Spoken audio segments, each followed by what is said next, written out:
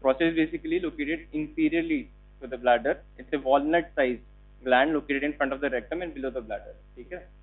It surrounds the urethra. It's a tube-like channel that carries urine and semen through the penis. The primary function of the prostate is to produce seminal fluid, the liquid in the semen that protects, supports, and helps transport sperm. अब ये location है prostate की, तुम्हारे सामने ही देखो इसको. Bladder है ऊपर, इंफीरियरली प्रोस्टेट है. It is surrounding the urethra. ठीक है, पीछे इसके पोस्टीरियरली रेक्टम है और ऊपर पेरिटोनियम आती है अपनी सुपीरियरली. ब्लैडर के ऊपर सुपीरियरली पेरिटोनियम आती है. Now the base of the prostate उल्टा होता है, इन्वर्टेड होता है ये. ठीक है, जो बेस होता है, the base of the prostate is directed upwards near the inferior surface of the bladder and the greater part of the surface is directly continuous with the bladder wall. जो apex है, apex इसकी नीचे है, inverted है, जैसे नीचे होती है. Apex directed downward and is contact with the superior fascia of the urogenital diaphragm. ठीक है, डायफ्राम क्या होता है, जो स्ट्रक्चर इसको सेपरेट करता है नीचे अपने स्किन से और पेरिनियम से. ब्लड सप्लाई इसकी 3 होती है, लेकिन जो मेजर होती है that is inferior vesical artery. Inferior vesical is right from the internal iliac artery. It supplies blood to the base of the bladder and prostate. The capsular branches supplies of the inferior vesical artery. जो nerve supply lies on either side of the prostate on the rectum, is derived from the pelvic plexus arising from the S2 to S4 and T10 to T12 nerve root, which is important for the erectile function. अब ये important zones है तुम लोगों के लिए. ये जो 4 zones of the prostate हैं ये आते हैं एग्जाम में, इसको थोड़ा सा देख लो. 4 है, peripheral zone, transitional zone, central and anterior fibromuscular stroma zone. ठीक है, अब इसमें ये पूछते हैं तुम लोगों से कि कैंसर किसमें होता है और बीपीएच का कॉमन क्या है. पेरिफेरल जो होता है that is for cancer and transitional is for BPH. Central में भी कुछ पार्ट होता है अपना कार्सिनोमा के लिए. इसमें डिफरेंस क्या होता है जोन्स के अंदर, ग्लैंड्स और स्ट्रोमा के जो एलिमेंट्स होते हैं उसमें डिफरेंस होता है. जल्दी आओ, गेट बंद करो. तो वो सेक्शन था, हॉरिजॉन्टल सेक्शन था, ये अपना साइटल सेक्शन आ जाएगा. साइटल हॉरिजॉन्टल का डिफरेंस पता है, साइटल इज साइड से देखना, हॉरिजॉन्टल इज. ठीक है, तो पेरिफेरल जोन जो होता है 70% of the cancer is found here और ट्रांजिशनल जोन में होता है 20% के आसपास. अब ट्रांजिशनल जोन जो होता है that is relatively non aggressive, where जो पेरिफेरल जोन होता है that is more aggressive and it tends to invade the periprostatic tissue. Periprostatic tissue is surrounding the prostate. Peripheral tissue क्या क्या है, स्टार्टिंग में अपने एनाटॉमी में आया. ठीक है, सेमिनल वेसिकल आ जाएगा, आसपास रेक्टम आ जाएगा, ऊपर ब्लैडर. लिम्फेटिक ड्रेनेज प्रोस्टेट की, इसमें बेसिकली कहाँ स्प्रेड होता है अपना कार्सिनोमा ऑफ प्रोस्टेट.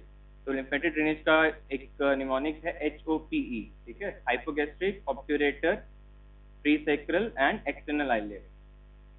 सामने है, इट फॉलोज द आर्टरीज. ये अपनी कॉमन आइलेक आ रही है, divided into internal and external iliac. HOPE. ठीक है, इंपॉर्टेंट है वाला पार्ट दिख रहा ना. Pelvic, hypogastric, obturator, iliac and sacral. और जो मेटास्टेटिक लिम्फ नोड्स होते हैं which lies outside the confines of the true pelvis. ये distant lymph node include the following which are aortic, common iliac, inguinal, superficial inguinal and retroperitoneal. Now the clinical manifestation, basically the symptoms of CA prostate. क्या क्या होंगे symptoms? Most common BPH में क्या होता है, CA prostate के अंदर क्या होता है, मोस्टली एसिम्प्टोमेटिक होता है. It's a very common disease in latest stage of a man's life. ठीक है, स्टार्टिंग में एसिम्प्टोमेटिक, तभी ये डायग्नोज नहीं होता है बेसिकली. तो mostly is asymptomatic and locally advance जब होता है, बेसिकली जब प्रोस्टेट के अंदर होता है, मेटास्टेसिस नहीं होता. It can cause obstructive and irritative symptoms which can be voiding, hesitancy, intermittency, decreased force of stream, retention, hematuria, hematospermia, and renal failure due to prolonged obstruction and pelvic pain. Now, advanced diseases which spread to the regional pelvic lymph nodes. It can cause edema of the lower extremities, pelvic and perineal discomfort, bone pain, pathological fractures, spinal tenderness, and spinal cord compression symptoms like neurological defects, sensory motor changes, and bladder wall dysfunction. When rectal involvement is there, it can cause hematochezia, constipation, and diarrhea and pain.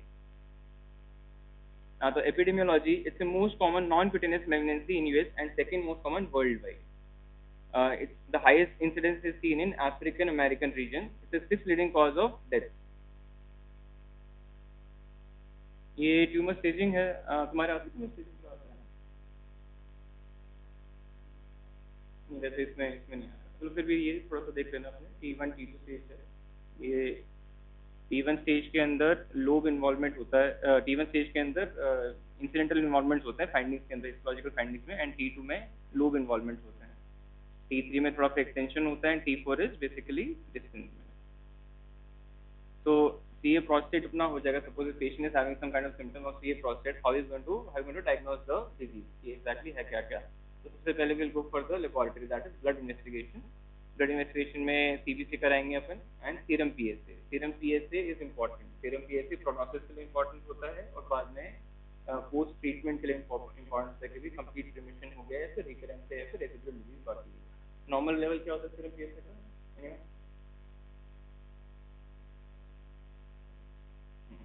ठीक, below 10 is mostly normal होता है। Does not mean कि below 10 है तो आपको carcinoma नहीं है, can mean carcinoma है, बट अगर मोर देन 10 हो इट कैन गिव यू कि भाई मोर सस्पिशियस टुवर्ड्स, ठीक है।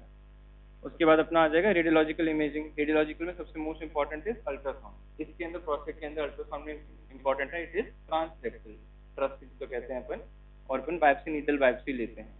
बायोप्सी में 12 कोर बायोप्सी आजकल का नया रूल है, basically 12 region of the prostate से बायोप्सी लेनी है। Then test radiograph. Test radiograph why is it important? Metastasis. Metastasis prostate का कहाँ से कॉमन होता है अपना? बोन्स में, लंग, ठीक है।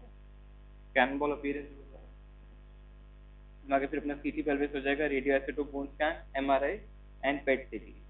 फिर फर्दर डायग्नोसिस के अंदर अपना इंपॉर्टेंट क्या है? Local examination. जब भी एबनॉर्मल अपन डिजिटल रेक्टल एग्जामिनेशन करते हैं, रेक्टल एग्जामिनेशन तो आता होगा, सर्जरी का पार्ट है, इसका होता है एग्जामिनेशन। लोकल एग्जामिनेशन कैसे करते हैं कैसे नहीं करते, पोजीशन का आइडिया है? कोई एक जना बताओ, नॉर्मल क्लास हो रही है, कोई परेशान नहीं कर रहा, किसको कितना आइडिया जितना बताओ, एनीवन? तो बेसिकली DRE करते हैं अपन, DRE डिजिटल रेक्टल एग्जामिनेशन। इसमें will see prostate normal consistency है या फिर हार्ड स्ट्रक्चर है। अगर हार्ड स्ट्रक्चर है तो अपने को देखना है आसपास के सराउंडिंग जो हैं वो से चिपके हुए हैं या फिर फ्री होते हैं। नॉर्मल क्या होता है, ऊपर तो म्यूकोजा होता है प्रोस्टेट, म्यूकोजा होता है फ्री, इट इज नॉट कि वो पूरा आसपास चिपका रहेगा। अगर हार्ड है तो इट कैन मीन कार्सिनोमा है और आसपास सराउंडिंग टिश्यू जल्दी होगी, सराउंडिंग टिश्यू चिपका हुआ होता है, इट कैन मीन कार्सिनोमा है। जब भी ऐसा लगे अपने कार्सिनोमा है तो फिर अपन will go for the diagnosis. अब with increasing PSA level there are chances of getting of cancer increases, और फिर इसमें अपन ट्रस्ट गाइड बायोप्सी करते हैं, जैसे मैंने अभी बताया। डबल सेक्सेंट होता है which is called 12 core biopsy, right. Now Gleason score, ये इंपॉर्टेंट है बेसिकली टू नो कितना ग्रेडिंग है इसका, डिफरेंशिएशन कितना है, मॉडरेट है, वेल है, या फिर फुल डिफरेंशिएटेड है। तो इसमें हिस्टोलॉजिकल फाइंडिंग होती है, ये चार्ट हमारे लिए इंपॉर्टेंट है, ये देख लो। Well differentiated, moderately differentiated, full differentiated. Basically Gleason score 1 to 5 होते हैं। अपन दो स्लाइड्स लेते हैं, मोस्ट कॉमन जो दो स्लाइड्स होते हैं, हाईएस्ट नंबर की स्लाइड होती है, वो अपना ग्लीसन स्कोर होता था। अब आजकल मॉडिफाइड होता है, जो दो सबसे गंदी स्लाइड्स एज इन सबसे डेंजरस स्लाइड्स होती हैं, वो अपना मॉडिफाइड ग्लीसन स्कोर में आता है। अब ग्लीसन स्कोर 1, 2, 3, 4 एंड 5 में ग्लीसन 1 के अंदर स्मॉल एंड यूनिफॉर्म ग्लैंड्स होते हैं, ऊपर देखो इसमें डायग्राम बना हुआ है। नीचे अपने आएंगे more stroma between the glands, third में डिस्क्रिमिनेटरी इंफिल्ट्रेटिव मार्जिन, फोर्थ में इरेगुलर मासेस, एंड फिफ्थ के अंदर occasional, only occasional gland formation. Now, prostate cancer has a pronounced morphological heterogeneity and usually more than one histological pattern is present. The primary and secondary pattern that is the most prevalent and the second most prevalent are added to obtain a Gleason score. It is recommended that primary and secondary pattern as well as the score be reported. If the tumor only has one pattern, it is obtained by doubling that pattern. इसमें अब second वाला important part है, grading वाला part है, grade 1, 2, 3, 4, 5। अपन Gleason score दो उसको लेते हैं, दो साइड का लेते हैं, तो 1+1 लीस्ट जो अपना होता है, कभी जीरो स्कोर नहीं होगा इसमें, ये याद रखना है आपको। 1, 2, 3, 4, 5, ठीक है, कभी ग्लीसन स्कोर 0 नहीं होगा। सबसे कॉमन लो होता है 2 और हाईएस्ट होता है अपना 10। अब ग्रेडिंग 1 के अंदर score is less than 6, grading 2 के अंदर 3+4। अब 3+4 और 4+3 में डिफरेंस क्या है? जो ग्लीसन स्कोर 4 है, ग्लीसन स्कोर 3 है, पीछे दे रखे हैं। मोस्ट प्रिवेलेंट अगर 3 वाला है that is 3, and second most prevalent 4 वाला है तो 4, ग्लीसन 3 प्लस 4। अगर ऑपोजिट है, मोस्ट कॉमन 4 वाला है तो 4 प्लस 3। ठीक है, ये डिफरेंस है इन दोनों के अंदर। तो ग्लीसन के स्कोर ग्रेड 2 में स्कोर 7, थर्ड के अंदर भी 7, difference is 3 plus 4 and 4 plus 3। 4 के अंदर स्कोर इज 8 एंड फिफ्थ के अंदर 9 to 10। Now screening leads to downward migration of the stage. Downward migration means incidence जो होते हैं इसके स्टेजिंग के, जो अपन इसको डायग्नोस करेंगे, स्टेजिंग के लेवल जो है लो होगा। The incidence of metastasis decreases by 75%। अब स्क्रीनिंग ट्रायल्स होते हैं, इसमें तो डिटेल में नहीं जाना, तो नाम इनका देख लो, PLCO ERSPC, फुल फॉर्म इनकी देख लेना, इसमें डिटेल में जाने की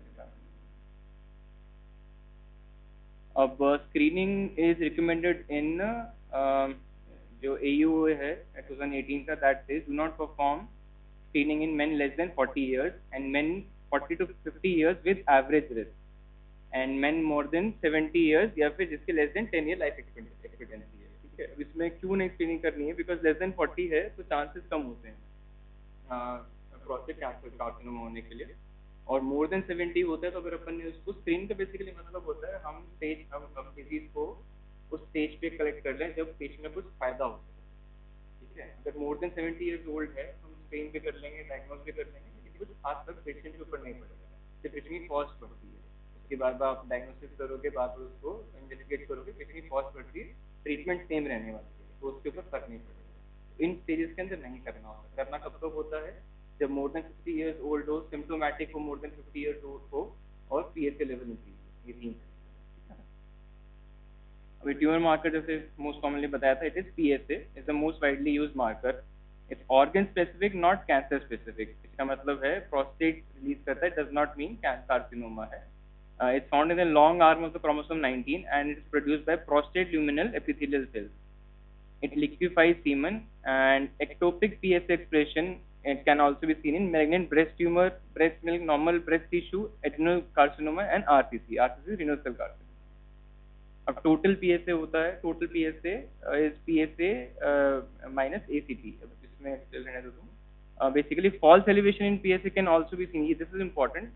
कभी-कभी PSA normally भी raised होता है जब कार्सिनोमा नहीं होता। कब तो स्टेज में किस कंडीशन में होता है? when there is prostatitis, acute or chronic, urinary retention, prostate biopsy या फिर ejaculation, या फिर अपन जब DRE भी करते हैं, कुछ बुक्स में लिखा है DRE के बाद भी PSA इंक्रीज हो सकता है चांसेस।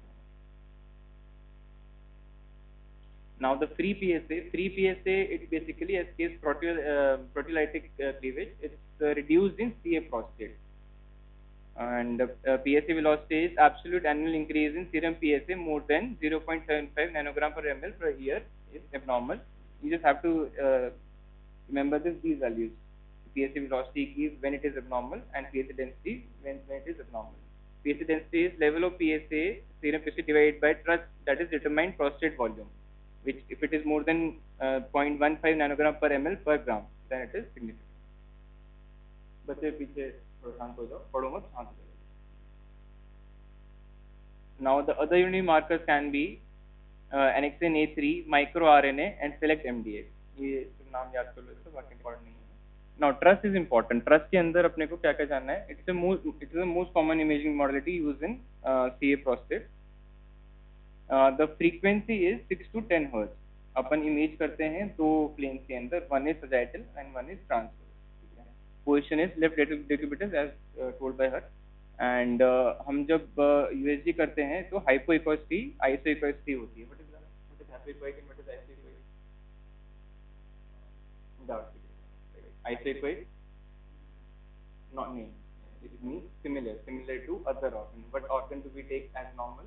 Liver की जो अपनी को दिखती है, जो इमेजिंग दिखती है अपन, उसके अपन कंपैरिजन में कहते हैं कि किडनी अपनी उसको hyperechoic क्या है। Hypoechoic means darker दिखेगा, darker, not dark, you are right, dark दिखता है, but अपन relative term में कहते हैं darker than this thing. That जो अपने जो CA होते हैं normally it is hypoechoic, 60% of them are hypoechoic and 39% is almost isoechoic. Now the indication of prostate biopsy is any asymptomatic patient with normal DRA but elevated PSA level, or when there is suspicious DRE, that is rectal examination, when there are symptoms suggestive of prostate carcinoma, or to confirm patient who has already got meds but we don't know the primary diagnosis. Now, indication of repeat prostate biopsy when there is rising or persistently elevated PSA, or when there is suspicious DRE, or extensive multiple biopsy sites more than 3 upon HGPI, that is high grade neoplasia जब होता है इसका, and there is 30% risk, or when we have positive MRI finding. PSA important है, उसके लिए DRE important है. अपन DRE करेंगे उसके अंदर एग्जाम करेंगे कि उसका एग्जामिनेशन में वो हार्ड है, रबरी है, फॉर्म है, PSA लेवल चेक करेंगे, एज चेक करेंगे. ठीक है, एज इंपॉर्टेंट होता है. मोर देन 50 में अपन BA हो सकते हैं, लेकिन इसके लिए मेरे चांसेस होती है वेरी लेस है, उसमें BPH ज़्यादा होता है. फिर अपन DRE करते हैं. DRE के अंदर भी अगर वो पता नहीं चला कि BPH है फिर B है, बिकॉज बहुत हार्ड कंसिस्टेंसी नहीं है, देन अपन PSA देखते हैं. PSA के अंदर भी समझ में नहीं आ रहा, ऑलमोस्ट लाइक 5, 6, 7, 8 के आसपास है, फिर अपन ट्रस्ट करते हैं, USG करते हैं. उसके बाद भी समझ में नहीं आ रहा है, then we can go for biopsy. We can go for biopsy highly suspicious.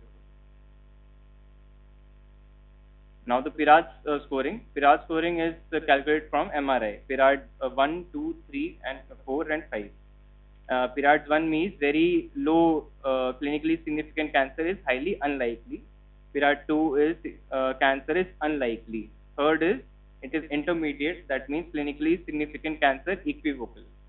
PIRAD 4 staging is high, that is significant cancer is likely, and PIRAD 5 is highly likely chance of carcinoma. Now, pathological classification में adenocarcinoma is the most common prostatic carcinoma, where the most common site is the peripheral zone. Start में जो अपने zones पढ़ा था उसके अंदर, उसमें peripheral zone is the most common place, and it can also be found in the anterior zone and or multifocally. Now, the tumor spread is basically posteriorly or posterolaterally, and most common route of seminal vesicle invasion is through direct tumor penetration. अब कोई भी carcinoma का spread क्या किस किस तरीके से होता है? 3 मेथड से होता है. क्या क्या होता है? हेमाटोलॉजिकल और लिम्फेटिक और डायरेक्ट इन्वेजन. ठीक है. अब नॉर्मली कोई भी कार्सिनोमा होता है, उसके मेटास्टेसिस कहाँ कॉमन होते हैं जाके तुम्हारे एग्जाम में भी आएगा क्वेश्चन है. प्रोस्टेट के अंदर it is most common is lymph node, but अपने जब यहाँ पे करोगे ऑलवेज पुट डाउन बोन. ठीक है, वर्टिकल कॉलम में अपने और सैक्रम रीजन में अपने बोनी जो रीजन होता है, that is very common site for metastasis in prostate carcinoma. And then there is lung, bladder, liver and adrenal. Subtypes of adenocarcinoma is mucinous adenocarcinoma, small cell, which has got poor prognosis. Prostatic ductal carcinoma, squamous cell carcinoma, which has got very poor prognosis. It can be mesenchymal tumor, which is not very common in adults, but it can be present in children, rhabdomyosarcoma, and if found in adults, it is leiomyosarcoma. फिर आते हैं urothelial carcinoma, which has high propensity of bladder neck invasion. Urothelial carcinoma is basically जो urothelium जो epithelium होती है अपनी उसके carcinoma होते हैं, because it is connected with the bladder neck, it can go to the bladder. Basically दोनों involvement साथ में हो सकती है, प्रोस्टेट की इन्वॉल्वमेंट भी हो सकती है, ब्लैडर की इन्वॉल्वमेंट भी हो सकती है. फिर लोकलाइज सीए प्रोस्टेट में the median time for metastasis post radical prostatectomy is 8 years and median time to death from mets is 5 years. There is no imaging is indicated if score is less than 7 or when the patient don't. फिर localise के अंदर metastatic carcinoma के treatment option different होते हैं. Localise के अंदर it is active surveillance और watchful waiting, और रेडिकल प्रोस्टेटेक्टमी और रेडियोथेरेपी और एब्लेटिव थेरेपी. एब्लेटिव थेरेपी का मतलब क्या होता है? ठीक, रेडियो फ्रिक्वेंसीज और भी होता है. क्या क्या होता है जल्दी बता, कहाँ काट जाना है. रेडियो फ्रिक्वेंसीज हुए, थर्मो एब्लेशन में अपने माइक्रोवेव थेरेपी होती है और क्रायोथेरेपी होती है. क्रायोथेरेपी क्या होता है?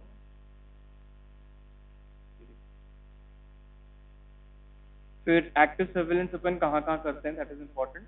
When Gleason pattern is 3 or less or clinically stage TE1 C, when PSA density is less than 0.1 2 or fewer biopsy core positive, 2 or fewer biopsy core out of the 12 core biopsy, or when there is no core which is less than 50% involvement.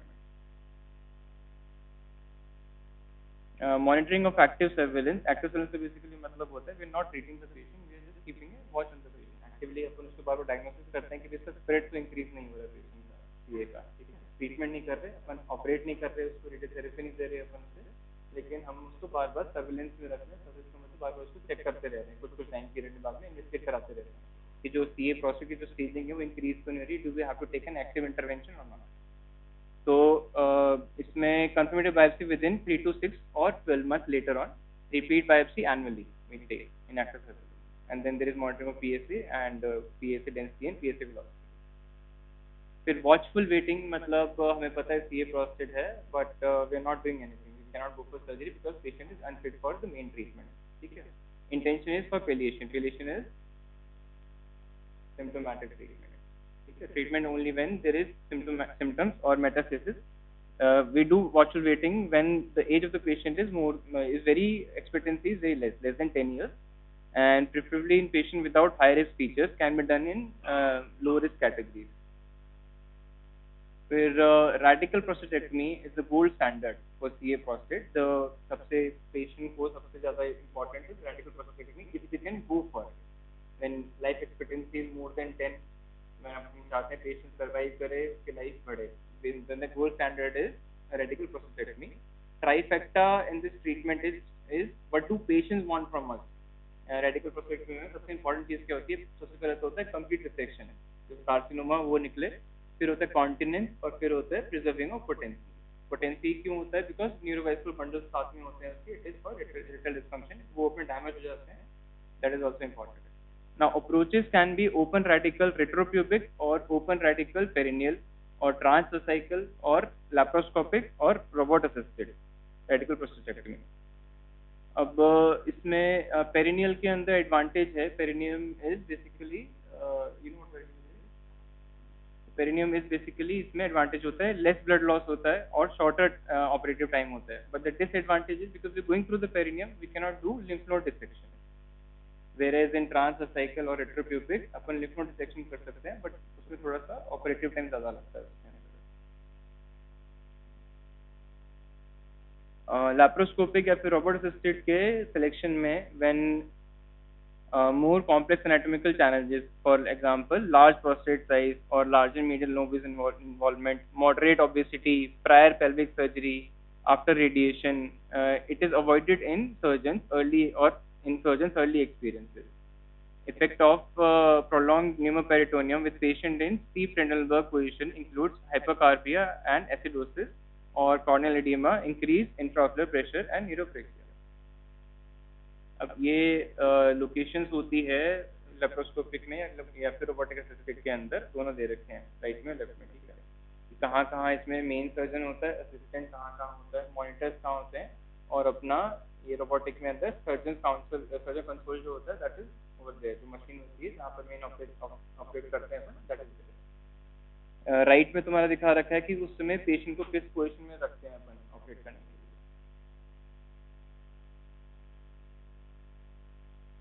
Basically इसके अंदर जो Venus complex होते हैं और जो artery ligation होती है वो करना होता है. उसके बाद अपन प्रोस्टेट को कम्प्लीटली निकालते हैं. जो ऊपर दिस इज जो ये राइट साइड उसमें देख रहा है ये ब्लैडर नेक है, ऊपर से दिखा रहा है वो ये अपन ने लाइगेट किया है, इसमें डॉर्सल में लाइगेट किया है, आर्टरी लाइगेट किया है, प्रोस्टेट को रिमूव किया है. रिमूव करने के बाद में यूरेथ्रा और ब्लैडर नेक खुल जाती है. फिर उसको अपन एनास्टोमोसिस करते हैं, प्रोस्टेट निकल गया, यूरेथ्रा और ब्लैडर को एनास्टोमोसिस किया, and that is what we do. Now the complications of radical prostatectomy is intraop में most common is hemorrhage or venous injury, and post-op is also hemorrhage, drain hematoma, otherwise chances of bladder neck. We drain the hematoma, otherwise there is chances of bladder neck contracture or thromboembolic event. Then there can be bladder neck contracture or urinary incontinence and erectile dysfunction, which is most common complication after surgery. Other methods के अंदर अपने radiotherapy आता है. In localized CA prostate क्या क्या था? watchful waiting, active surveillance, radical prostatectomy और radiotherapy, ठीक है. अब रेडियोथेरेपी के अपने क्या क्या पार्ट्स होते हैं? EBRT, एक्सटर्नल बीम रेडियोथेरेपी, बाहर से रेडियोथेरेपी देते हैं, ब्रेकी थेरेपी अपन सीड अंदर डालते हैं प्रोस्टेट के आसपास में और उधर थेरेपी देते हैं. Then there is particle beam therapy, as to definition, और ये होता है दिस फॉर रिकरेंस और रेसिडुअल चेक करने के लिए. Now the adverse effects of radiotherapy, it can cause urinary toxicity, rectal toxicity, erectile dysfunction, and other obstructive symptoms and inflammatory bowel disorders. ठीक है.